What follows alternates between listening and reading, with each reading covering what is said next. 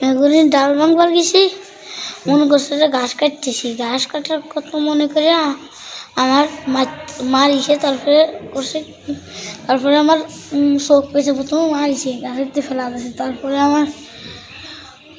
গলায় গামছা পেতে আছাড় দিয়েছে। তারপরে আমার পিঠ পেছে মারিছে। আসলে এতটুকু বাচ্চার এই মারার উদ্দেশ্য করে এই ঘটনা,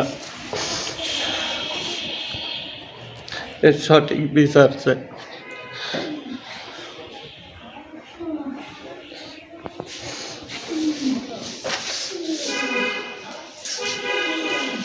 সন্ধ্যার সময় রিক্সা চালার নিচে যে মেগুলির ডাল ভাঙবার গেছি, মনে করছে যে ঘাস কাটতেছি, ঘাস কাটার কথা মনে করে আমার মারিছে। তারপরে করছে, তারপরে আমার চোখ পেয়েছে, প্রথমে মারিছে, গাছের ফেলা দিয়েছে। তারপরে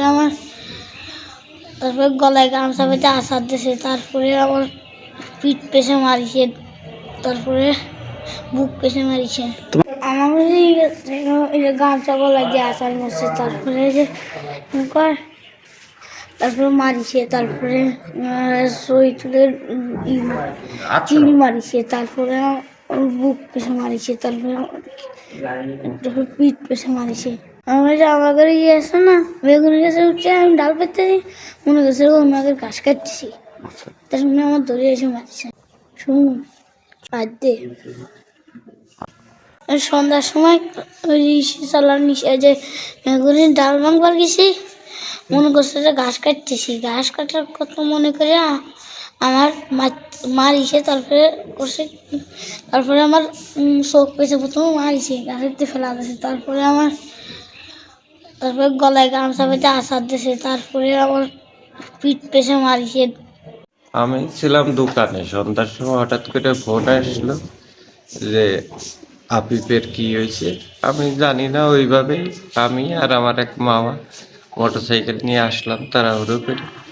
এসে দেখি ও পড়ে আছে, মানে বেদব মারছে চোখি পিঠে, তারপরে গলায় ধরে চিপিছে, আছড়াইছে। শত্রুতামূলক হয়তো মারার হত্যার উদ্দেশ্যেই এই ঘটনা ঘটাই। এটা সুমন পরবর্তীতে যোগ দেয় এই ইয়ামিন। অভিযোগ গতকাল করছি, এখনো কোনো পাই নাই। অভিযোগ দেওয়া হয়েছে এসে থানায়, টিওন অফিসে।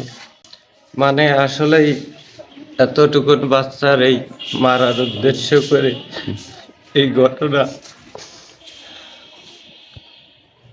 এর সঠিক বিচার চাই।